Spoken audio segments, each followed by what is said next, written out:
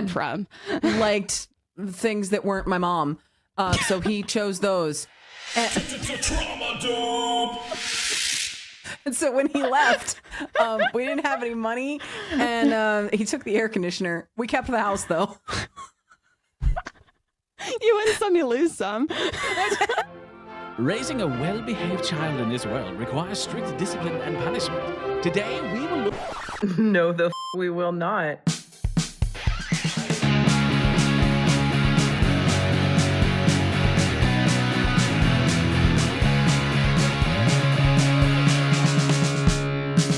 Hello, and welcome to Childproof, a Pleasant Phantom production. I'm Gwenna Lathland. And I'm Tori Phantom. And today we are talking past and present. It's a bit of a this or that game, but we're going to answer how we grew up and how we live now. And we're talking the big this or that's, the kind that sort of shaped how you grew up. Like, were you an ingredient house or a snack house? Did your parents take you to the park, or were they we have outside at home kid? We'll explain all of it, but first we have to start the timer. So this whole conversation started because our podcast is basically a FaceTime. Yeah. And yes. I had to build new beds for my kids. I swear you're always building new beds for your kids. I'm just like keeping a tally every time you're building new beds. I keep swearing this is it. But like we had the cribs, and then the cribs had to become the day beds, and the day beds got outgrown and all wobbly because a crib that converts to a day bed is never a very good day bed. No. So then you end up ditching that. And then for a while they were sharing a very small room. So we had to have them in loft beds so they could have play area underneath. And then we moved to their own rooms, and the loft beds were a terrible idea. So they got regular beds, and then the regular beds were no longer serving because they needed more space. And while they do have their own rooms, they are small rooms, but they have gotten to the point where they require a lot of play and imagination and workspace. Like that's how 7, 8, 9-year-olds are. Yeah. And then eventually they're going to get to the point where they don't need as much space because my 17-year-old can exist off 2 square feet. She's fine. Yeah. So you're back at loft beds, right? I'm back at lofts. Yeah. See, but when it's the kind with the desks. But part of the reason this is so important is because we are a bedroom family. That makes sense. See, and we're not a bedroom family. We are a living room shared space family. But when we moved into this house, because my 2 youngest, they do share a room, and but they wanted to have their own space in their room. So I did loft beds, but I did loft bed fort beds. So they're kind of like these boxes, and I thought it was going to be really cool. They don't care about that at all. It just takes up a lot of space, and they don't use the fort part. So we've been talking about new beds, but they can never agree. And I think bunk beds is the way to go. And then they're like, yes, no, we don't want bunk beds. And I'm like, okay. I got them lofts, and they're tall lofts because they've got desk underneath, desk and storage. And that's the kind that we went. And they are using the desk and storage, which is nice. It also helped that I took out one entire toy storage solution because you have the bed. All of those toys now go in that space. So that helped force them to use the new space. Well, and I'll say as well, because we're not a bedroom family. Yeah. We fixing their bedroom space has not ended up prioritized. We've been working on our shared space in our living room because we do have 2 living rooms in our house because of the way it's set up. We have a finished basement, and that's the real big living room with the TV and the gaming systems and all that. Movie nights are in the basement. Yes, and so our storm upstairs nights are in the basement. Yes, and that's why I bought the house, because I am a big baby about storms. And so it's a good thing you live in Tornado Alley. Yeah. And so I could set up the air mattress, and we have an old mattress that we could have thrown out, but it just lives in the basement up against a wall. And then if there is a storm night, we just go to sleep in the basement. Slumber party. It's the mattress. It's fine. Yeah. And so kids can sleep on concrete and they'll be okay. Yeah. This is well, I have a massive air mattress that just kind of stays in the living room space. It will deflate it and fold it up when there's not storms coming. But then if we have a big stormy week, it just stays up. So just May through June, it just stays inflated. Not always, but kind of. And so the upstairs living room is a much smaller space. I mean, it's like bedroom sized, but it's your craft room now, basically. It's your craft and gaming room. We've lived here for over 2 years, and I just got a TV like 6 months ago, and it's very rarely on up there. And what it is, it's like background noise, or it's just playing Hamilton. So same thing at this point. But that is the living space, right? That is where 5 of my bookshelves live, my art desk that came from me building my eldest kid a actual nice desk, and then I took the 5 times hand-me-down rickety falling apart desk, and I'm like, did you get it from beside a dumpster? Because for the longest time, I have no idea where this I got from the side of a dumpster. I have no idea where this desk came from, to be honest. We've had it so long, and it's moved several times. It's definitely a dumpster desk. Yeah, probably. It's definitely a dumpster desk. In my first apartment. No shame on dumpster desks, for the record. In my first apartment that I had back in my single mom days, I got my couch from the side of the road, and it always smelled like a dog. And I never had a dog. And we couldn't do anything to get the smell of dog out of this couch, but it was the comfest couch. I had a chaise lounge in my very first apartment, like right after I had a chaise lounge that I got off the side of a dumpster. Smelled like garlic. It never stopped smelling like garlic. That's almost more concerning than dog. You know? I don't know why it smelled like garlic. That's I steam cleaned it. Never it always smelled like garlic. But this comes right back around though to the idea that a space should serve you. Yeah. You have a living room, and in American culture, a living room typically involves a television. You just said you just got one, and it's barely on. And if it is on, it's just like the wall, friend. Yeah, it's just singing Hamilton to you. No one's watching it. And it's not like a great TV. It was on sale. I cannot pass up a really great sale. I would not have got a TV if I didn't get a great deal on it. And so our living room is the space where we do life stuff, right? Like literally my history buffs kid, her birthday just passed. And one of the things that she got for her birthday was this like miniature little train table so that she could set up hanging out there. So she could set up her battles. With her Army Men toys, and they go across my coffee table as well. There's like this whole thing, and that is in the living room. And for us, that's in your room. That stays in your room. Now, if you want to bring it out and play with us, we will absolutely help you bring the set out. But the table, we would just use our dining room table. There wouldn't be a purpose table. In your room, totally purpose table. And when you're playing Revolutionary, absolutely use that. If you want to bring it out here and play with us, cool.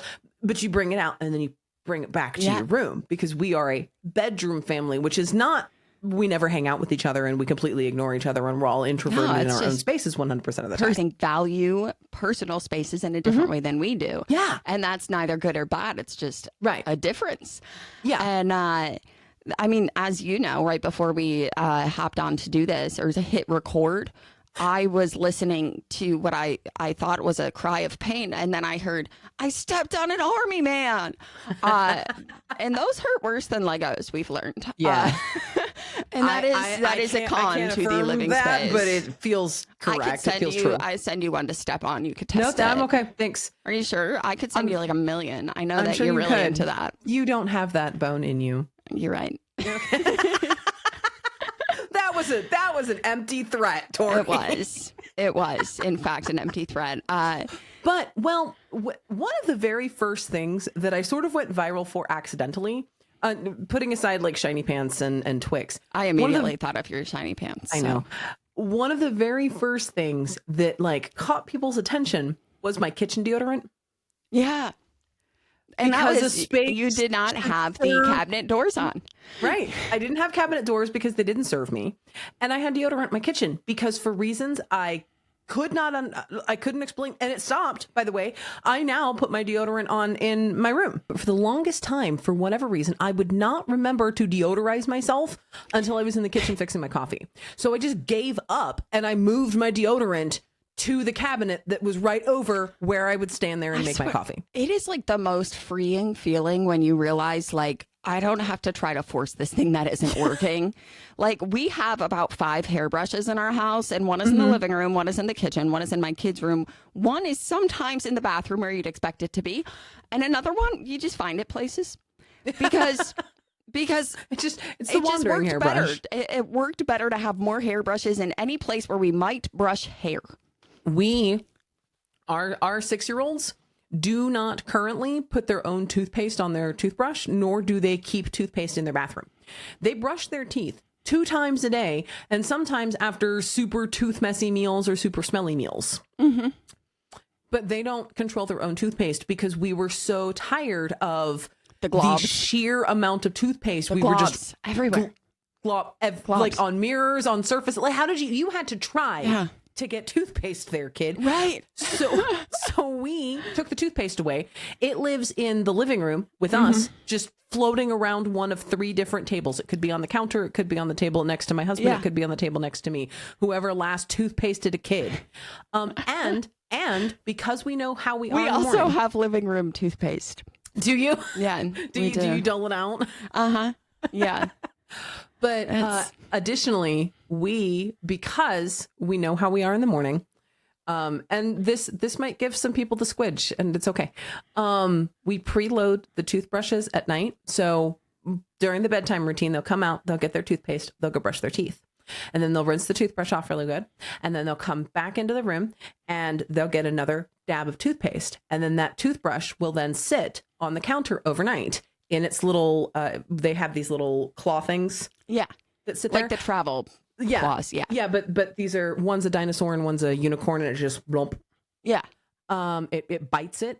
So that's keeps cute. anything from touching the toothpaste. And then they run it under the water really good to re-moisten it. And then they brush their teeth, and now they don't have to come bug us, who are half asleep, under caffeinated, and barely functioning in the morning, to get more toothpaste. That's honestly brilliant. I like that. I like that a lot. We said we were going to do the past and present. So when you were a kid, were you bedroom family, or were you shared space family? I was a bedroom. I was a bedroom kid. I don't think my mom wanted me to be a bedroom kid. I was a bedroom kid because Trauma dump. I was safer there. Please keep in mind, I am not laughing because of Tori's trauma.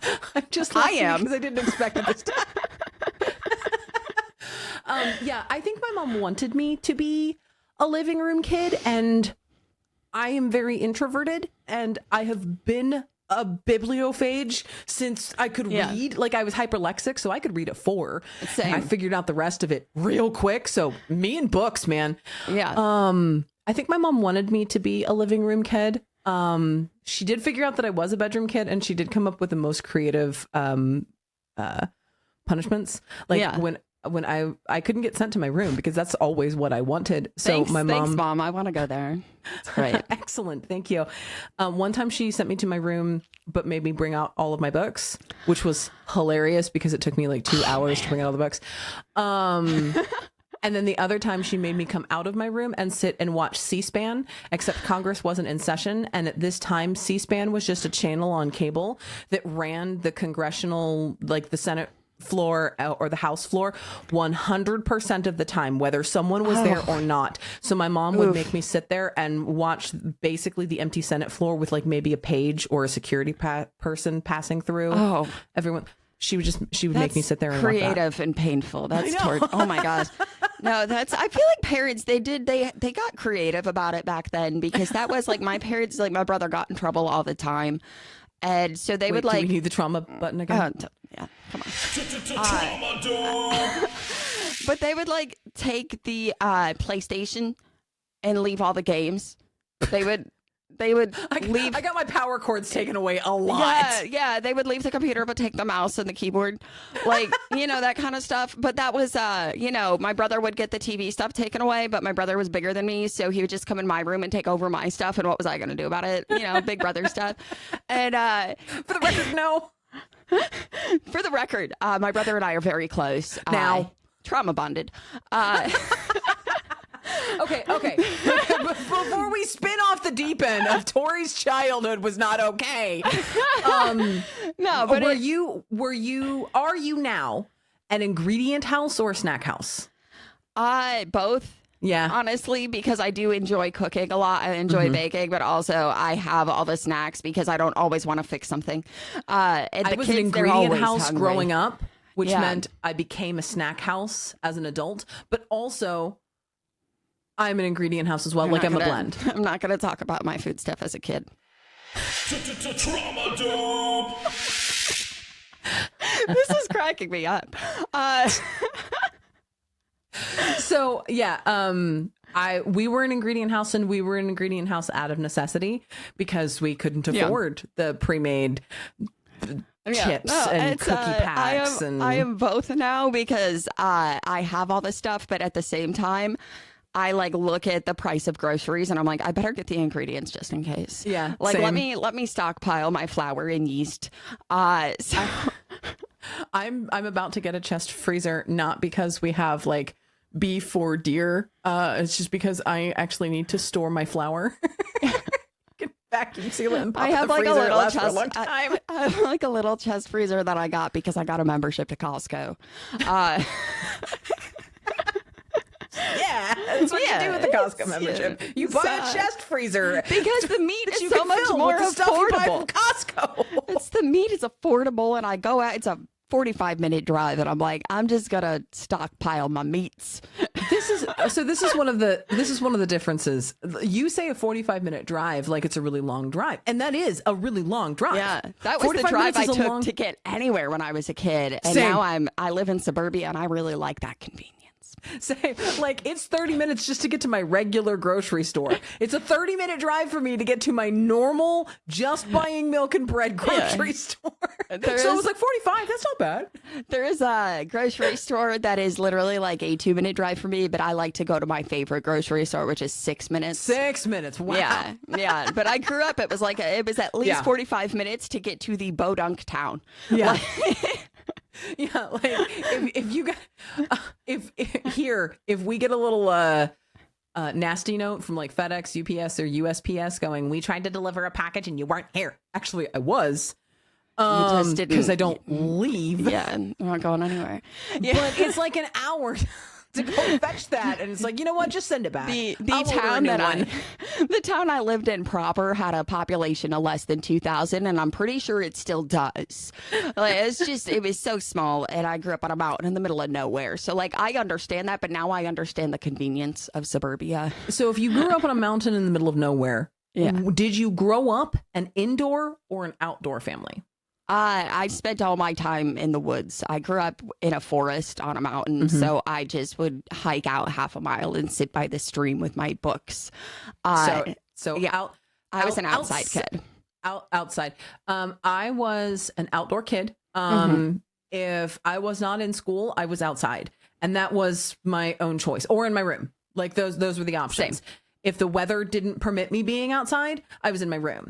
If the weather permitted me being outside, I was outside. I was sitting on my fort reading my books. I was riding my bike around the neighborhood. I was playing I didn't on have a neighborhood, but I would ride my bike up and down the dirt road. See, we flip-flopped. I grew up in suburbia and moved to the sticks. You grew up in the sticks and moved to suburbia. Yes. Yeah. I spent all my time outside. I loved it. And it's funny because I was out in the woods by myself at like 7, right? And like I look at my kids and I'm like, I would was not. rolling through neighborhoods that in no way, shape, or form I would allow my I'm kids like, to wander.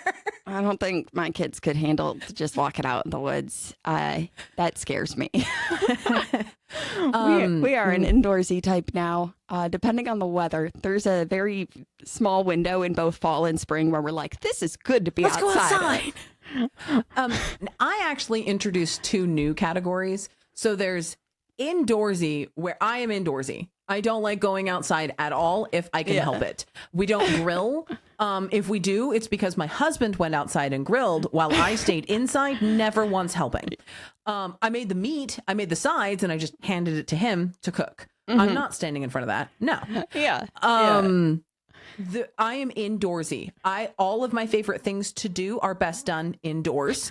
You can do them outside, but why would you? The inside is right there. Yeah, and it's climate controlled. It's climate controlled. I think I was more outdoorsy as a kid because I grew up in upstate New York, and because the hot season, at least it was back then, a very short time. There was no such like central air. Are you kidding me? That's not a thing. And so it was actually worse inside in the summer. Well, and we were too poor for air conditioning. Just go ahead and hit that button there. Trauma dump. Same. Because it's just kind of standard though. Yeah, that was a standard my thing where I'm dad from liked things that weren't my mom, so he chose those. Trauma dump. And so when he left, we didn't have any money, and he took the air conditioner. We kept the house though. You win some, you lose some. So I didn't have an air conditioner until I was like 18, which is, I think, why I was so outsidey then, and I'm very indoorsy now. Yeah, when I moved to Kentucky and I learned that like central air is pretty standard, I was like, oh, this is so cool. This is amazing. I'll turn my heat on at night and my air conditioning on during the day. I moved into we did get window units when I was like 18 years old. Yeah. I moved out when I was 19. And I moved into an apartment that had one of those wall unit things because it was a crappy apartment. Yeah.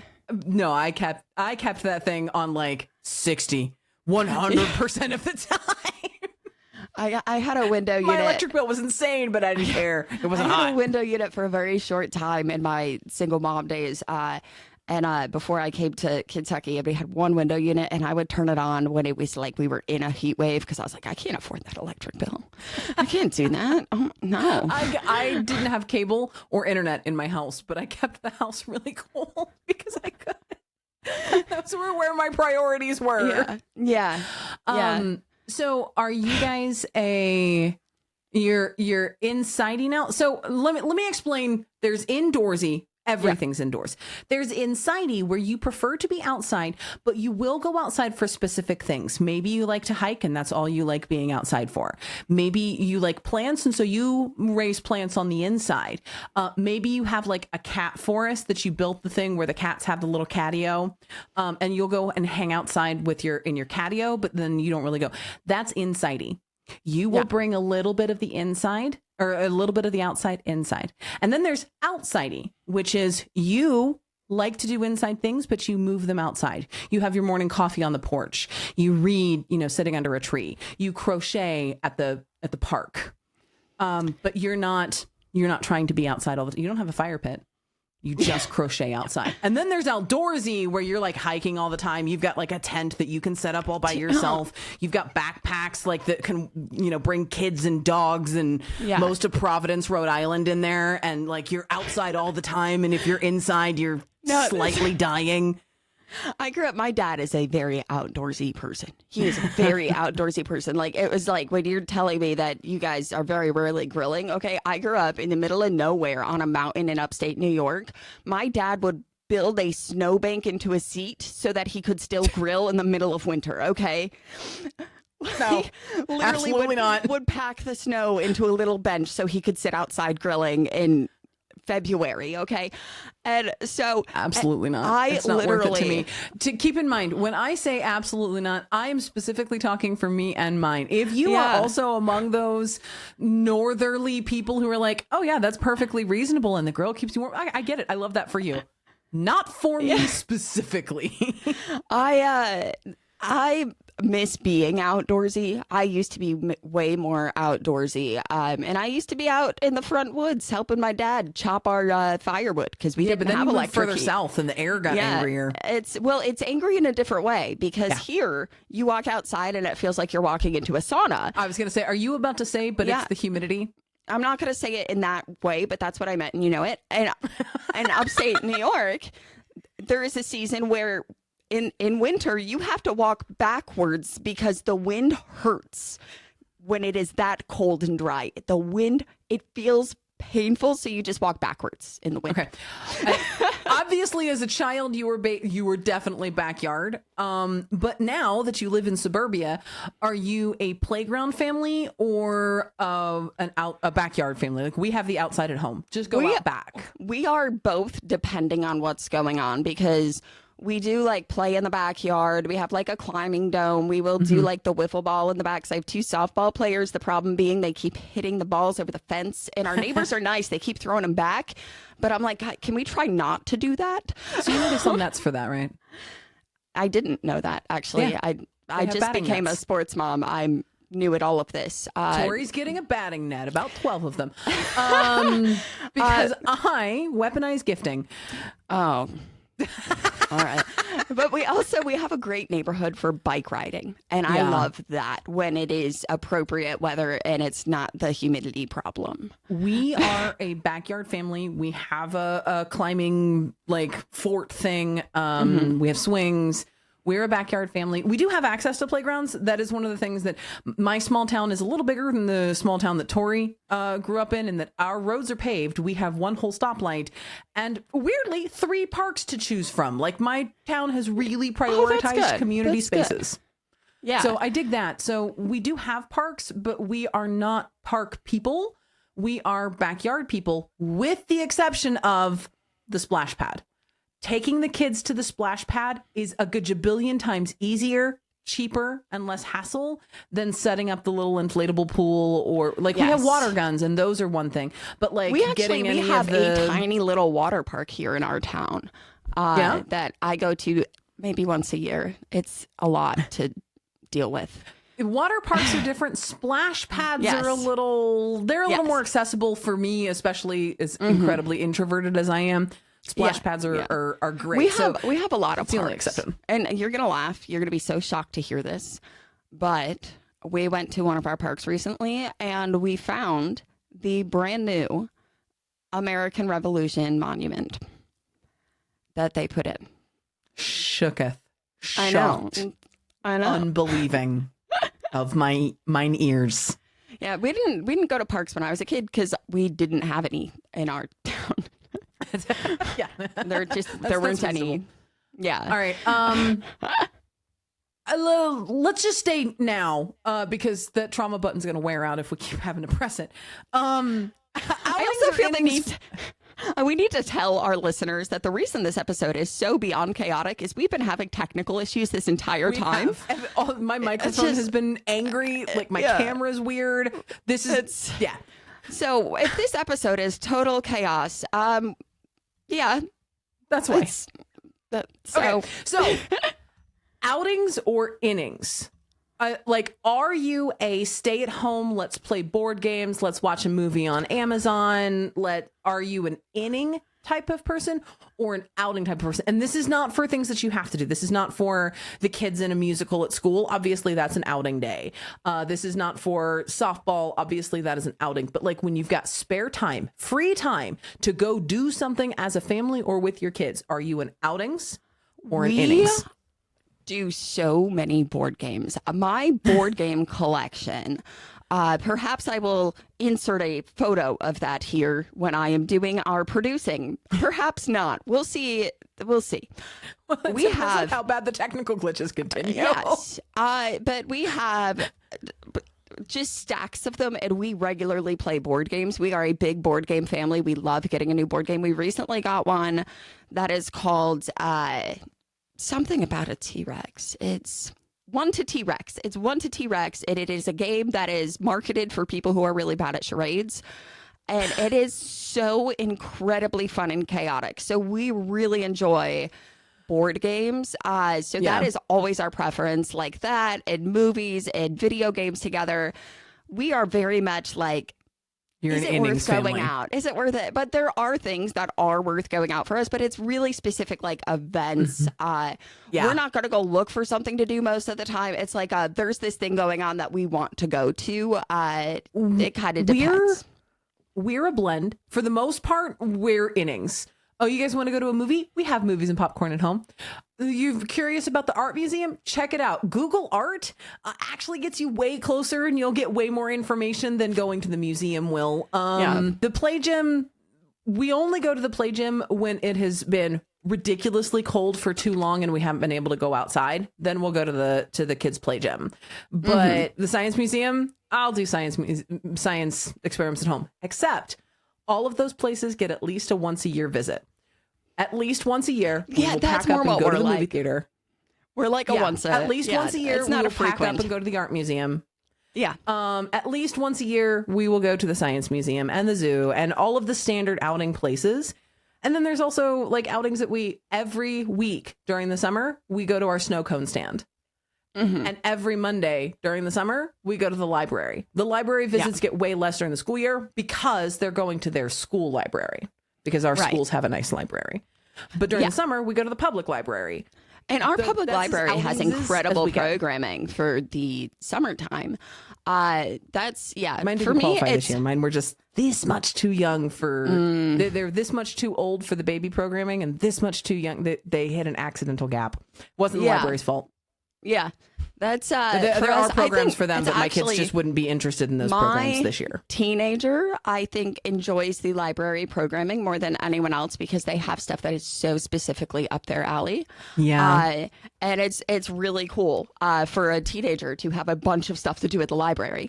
But that's, I think, we try to be an outing family, but it takes a whole lot of planning and it takes a whole lot of executive that I don't function at to coordinate my executive and do functions, but timing. not always like that. Yeah. And I don't know. Last time we did an outing, we got caught in a flash flood. So I'm like, we can stay in for a while. Yeah. All right. So next question. right. I'm gonna bracket this around. We are not screen shaming, nor are we saying any sort of statement on iPad kids. Technology is a part of 21st century parenting. It is quality over quantity. Yes. So we're going to talk about screens, but are you a TV family or a tablet family? Depends. I would say there is probably more tablet use. But the TV is more for when we're playing video games together. We all really just got into Pokemon Snap. So we're spending oodles of time on the TV playing Pokemon Snap, which isn't even a co-op game. I don't know what that is. We call it video game TV when one person is playing a game and the others are just sort of sitting there watching them play the game. It's video game TV. Yeah. And you take turns and stuff. The tablets. Sometimes my husband just plays games in the living room and we're all just watching it like it's entertainment. And he's not going to hand the controller off and we don't want him to. And we play a lot of Mario Kart. And We just played Horizons Forbidden West. That was really good video game TV. Sore loser on Mario Kart. I'll fully own up to that. But it cracks me up Did you all because get the new Switch too? we did specifically for Mario Kart. For because Mario Kart, Mario Kart is an integral part of my family, and I'll tell you, I don't know anything else about the Switch. It's the sixth Phantom family member. It is literally all of that we have done is play Mario Kart, and it has been such a joy. So I don't even know if we have other games for it. I was not a part of the purchase, but we play a lot of Mario Kart right now. But my kids prefer to watch things on their tablets. They don't want to watch it on the TV. They prefer to watch TV on their tablets. So that's more the use of our tablets is literally just watching something. So it's a bit of a blend.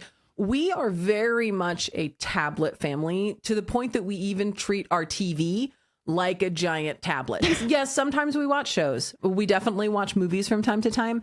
But for the most part, just on a random day, you are more likely to come in and see someone watching YouTube and not like YouTube TV, like just watching, like I'll watch Max Miller on the big TV. Yeah. I watch a lot of American Revolution documentaries on YouTube on the TV. Shocking. My daughter watches Markiplier on the TV. So she could use her phone or her tablet, but she doesn't. She just uses the YouTube app. So we use our TVs like giant tablets. Yeah. Yeah. We like to, one of our favorite things to do as a family is turn on one of those YouTube quizzes. We do that with the American Revolution quizzes on YouTube. Shocking. We should make one of those for Founded. We should make one of those for Founded. Yeah. Anyway, you just watched brainstorming happening in real time. Congratulations. So yeah, but my kids don't have access to YouTube Kids because they lost my faith in their ability to keep it kid friendly. Yeah. Because they We don't started do leaning. YouTube Kids. Yeah. Because they started But letting people self-claim, this is safe for I kids. will say that when it comes to YouTube, it is almost exclusively used on the TV because I don't let the kids just watch anything on YouTube because we all know how YouTube works and we love it. But Even when you when are we're- a child, especially, like you can end up accidentally in very strange places the way those algorithms work. We even it sounds like a weird thing, but like when we're on the TV and we're scrolling through menus looking for the thing that we actually want, we keep having to tell our kids, no, you're not allowed to look at the thumbnails. The thumbnails are lying to you 90% of the time. The amount of times I've explained clickbait. Yeah. That's not what the video is about, baby. I can promise you that's not what the video is about. It just Do you looks see like how that. it grabs your attention? That's the point. Anyway, no one say crap about our YouTube thumbnails. Okay. You got to play the game. But we do. I think we play more console games because I like consoles. I feel like there is more to get out of a console in terms of like the attention stuff with the kids than with the tablets where it's like, can I download a new game? You don't like any game on the tablet. Yeah. And but they really love this thing called Toca Boca, which I don't know if your kids have found Toca Boca. No, my kids have definitely and found there's- Toca Boca. I can there's already no sense that I'm plot going to to the be game. broke. Yeah, but they love it. Like that is a game that has lasted for over 5 years with my kids. They love it so much. Listen, and I I'm feel not- it's so fine for me. I'm fine with Toca Boca. I may or may not have schooled my daughter on Toca Boca Makeover. Shut up. I mean, that's She- some real points there. That's great. I think so. Yeah. Yeah, no, we do Toca Boca. We're big on the tablet games. The only TV like apparatus they have on their tablet is PBS Kids, which I will forever sing the praises of PBS and will likely Oh, never same. limit. If it says PBS on it, game, Yeah. no limits, No, no we d- boundaries. we donate you wanna to do 8 PBS. hours on PBS's coding program? Go for it. You want to No, watch we 8 love hours PBS. straight of PBS Kids TV? I'm not going to stop you unless we've got Yeah. other things to do. Yeah. No, we love PBS and PBS Kids, and but we do have like the streaming apps that we use. Like those are on the tablets because They're not on the they kids' prefer tablets for us. They prefer to watch movies there. Yeah. Which for me, like, I don't know, it might just be my eyes don't work. No, I never wear my glasses. I prefer just watching things on the TV. do too. Personally. And so I think that's like an interesting dynamic shift between our kids' generation and us, as they do prefer to watch things on the tablets. And honestly, the displays are typically better unless you have a really fancy TV, which we don't. I don't know. I think I have a nice TV, but I still prefer watching TV. As we record this, the latest season of Squid Games came out, which is one of the rare TV shows that has really hooked me and pulled me in. Yeah. And I definitely, what's funny is I had to get my phone involved because I watched TV so little. Netflix had logged out of my smart TV, so I had to log myself back in. And the easiest way to do that is to get your phone. Yeah. So I got my phone and I logged back into Netflix on my TV. Yeah. It's like a so whole I could- process nowadays. Yeah. I could have like just watched it on my phone and saved myself 10 minutes, but I feel this in my soul because as we record this last night, Anthony Rapp and Adam Pascal, they do these things together. They do these shows, and once a year they live stream it. You could pay for your ticket and you live stream it on a website, but I don't want to watch it on my computer, so I mirror it to my TV so I can watch it there, and it's a whole process. And that's what I was doing last night. I wondered why you were on Do Not Disturb. Now I understand. I need you to know Tori never Do Not Disturbs me. I never do a They do not never disturb. turn on Do Not Disturb, but I don't. like to text them stuff about And our other especially at night. podcasts. I know. Yeah. I take that back. I was doing a I rent know head when thing. Tori is at therapy because in the middle of the day it randomly goes Do Not Disturb. Yes. Just then. So yeah. So last that night at like and- 9 o'clock, I was like, "Oh, all right." Like I'm not trying to interfere in their life. They have their own life, but I was sending them stuff for the other podcasts. That is "Do not hilarious disturb," to me. all You're right. like, is everything okay? It was rent. It, was was rent. rent. Yeah. Dying. Okay, I already know the answer to this one for you because we've had this conversation several times, but we're going to pretend like we haven't had this conversation. Are you an aesthetic or a function person when it comes to choosing things to occupy your space? Function, because you've heard me text you. You've heard me text you. You've seen me text you a million times going, I don't know how to pick out a piece of very easy furniture to pick out. I don't know how to do this. They had an existential crisis over a lamp one time. One time. Several times. I was trying to be nice, Tori. I have navigated several existential crises surrounding lamps. I had to kind of learn, and that's a thing. I think, you know, when you grow up how I did, Trauma dump. and you don't have any gauge of how to make a space functional or to make a space aesthetic. It's just a space that's kind of chaotic. And so to try to learn how to not have a chaotic space, it's you have existential crises about lamps in your friend's text box. But you know, my space is kind of aesthetic for me. I love my living room is my favorite space in my house because that's where my mural is. Yeah. That's where our art stuff is. We have bookshelves. We have all this stuff for our family to be together. And that's honestly really healing for me. So it is aesthetic. I just realized for something that you need in your house. You need a digital frame. So your oldest can display their artwork in the same space since they focus on animation. You need a digital frame so they can play their animations on the wall next to the brilliant art idea and the mural. Yes. And next to Glitter's shrine. I'd call it a memorial, but it's past that. Glitter is a rat that passed away for new listeners. I am a blend of both. A blend of both. Care. Your house is so aesthetic. Your house is it's so impressive to me. Every time I look at it, I'm like, anytime you set a picture, I'm like, you're so cool. Thank you. But listen, it is also sneaky function. Because if it doesn't serve a function, it does not come in this house. There is not, I hit the button. Trauma I think this is a record trauma dump. This is a record trauma dump. Yeah. I grew up with a person who was deeply depressed and did not have the language for what was wrong. My mom was deeply depressed, incredibly anxious, really, really needed help that no one knew because she accidentally masked it. She didn't know that it wasn't okay. It wasn't talked about in that time. It wasn't time. talked about. Yeah. So as a result of her depression, I lived in what I call a nominal hoarder house. In that we did not have cans or trash or food stuff everywhere, but everything in our house was in a pile and there was too much stuff in our space. Now, my mom did not lose stuff. I did not go to school in unwashed clothes. In a pretty much a hoarder house, and it was really gross. I won't describe all the states of it, but that's, I think, why I have crises over buying things, because I don't want too much stuff in my space.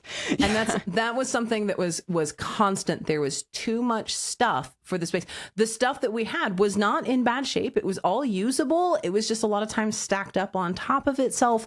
We had too much stuff for the space. So I, for most of my 20s, was incredibly minimalist, problematically You've minimalist. Watched me try to work through that over my last few years of therapy. Yeah. I know. I think we had an entire discussion about how many forks is appropriate. And both of us were trying to figure out this. Yeah. We've both been kind of working through very similar things from different places. From different places. And that influences our spaces. But my mom never, ever cared about aesthetic, even before the depression, even before the divorce. She was just not an aesthetic type caring person. And we know plenty of people who just, no, it works fine. It's holding my TV up. I don't care what it looks like. I just need it to do its job. That's every surface in my house is covered with some sort of paint. It's just because anything can be a craft surface. And that's the thing that could bother so many people. I understand if you walked into my house and saw that there is literally paint stains on my kitchen table, that would, for some people, that would be why didn't you protect it? Because I don't care. I wanted to paint more than I wanted a clean kitchen table. Yeah. And we have, again, because we're a super functional space, family where there are things that happen in this space and there are things that happen in this space, and that is my protected space and that is your protected space and that is that other person's protected space. And then because we're a bedroom family, we don't have that, but we have plenty of things that, yeah, there's paint all over my dining room table. Why? Because that's the surface on which we do our painting. Yeah. I mean, like, for me, it was like learning, because when I got this house, this is the first like stable home I've had in my life. Mm-hmm. Again. And so I had never even tried to decorate a space, because it's like I never knew when I'd be moving again. I never knew it. And so it's like, if I decorate, it's just more things I have to pack up again. And so when I got this house, I was like overwhelmed with the possibilities. And then in came my mural and then my SpongeBob kitchen. And so my space is so aesthetic to my family, and like my kid, my Except teenager. the office you're sitting in, which is really only just a wall. Listen, it's my little painted cubby, and it looks like I'm sitting in the same room as you. And I always laugh because sometimes I will show off my half painted wall, and I will get comments from folks who are like, I love the unfinished painting, and I'm like, no, it's finished. It's finished. I'm not doing anymore. This is what I wanted. And but I love that, is that it's very much, you walk into my house and you can sense the people who live here. Like, the personalities are prevalent, because it's not just my aesthetic. Like, and my teenager's room is the coolest room I've ever seen, and I would never want it as my room. It's not my aesthetic. Yeah. Like, their aesthetic is like witch who lives in the woods but doesn't eat children, and I love that for them. See, my oldest, it very much borrows a page from my mom, not the depression part, I don't care about the aesthetic part. I want it to do its job, and I want it to do its job the exact way I want it to do its job. Yeah. No variation. If it wiggles a little bit, I'm throwing a big old temper tantrum because it's not supposed to wiggle. Yeah. Wiggle is not its function. Oh, there's our timer. Thank you for listening to Childproof. We do want to hear from you. Email us at childproofmail@gmail.com. And then go and check out our other podcasts. Founded, which is out now. You can listen to the trailer and the first episode. And Bibliophage. Its new episode drops July 8th, which is... Could be before or after you're listening to this, because we have a schedule and neither of us looked at it before starting to say no, this I'm pulling it up right now. Hang on. Okay. When is this episode coming out? It dropped yesterday, so you can check out Bibliophage. We are so good at this. So check out Founded. And Bibliophage. Founded is a American history podcast specifically focused in on the founding of the United States of America. And Bibliophage is a book podcast for everyone who has ever had a favorite book. And you can find those at the links in the description, and we think you're really going to like them. I know a history podcast might sound boring, but I promise you, I'm just spilling the tea of the founding fathers. No, like, we'll flash up on screen. My assistant texted me after the trailers dropped on June 27th. My assistant texted me and was like, I'm going to be honest, I wasn't super sure I was going to be into Founded. Just because it's not a topic that has ever grabbed me, and despite my trying to get into it. But Tori's annoyance with how little Gwenna knows might be enough to bring me back. She's mild annoyance. She's what do you mean you don't know about this? I don't But I'm know. a good storyteller, so there you go. And Bibliophage is great. I am really enjoying hearing about all of these books I'm probably never going to read. It's actually, I am having a lot of fun hearing about these things. So, well, and it's also a chance to discuss, like, why are the books the favorite? Like, we can discuss plot, but there's so much more that goes into what it is to read a book. I'm also going to be bringing on my author friends to discuss their favorite books. And is it going to be an incredibly positive, uplifting, we love everybody here podcast? Yeah, because if I didn't like the book, I'm not going to waste my time, breath, and effort talking about it. That's not, why would we do that? That seems silly. So be sure to check out our new podcast. Childproof is not going anywhere. We will continue to drop new episodes every Wednesday. And hopefully the next episode will not be riddled with technology and maybe not a little technologying. less trauma. Yeah, we'll see. We'll see how it goes. But whether you listen to us on Spotify, Apple, or anywhere else, make sure you leave us a rating in all the places. We are so serious. It helps. And remember, sometimes our kids are the assholes. Sometimes it's us. It's Usually always the angry technology. air. Oh, yeah, that too. Angry air.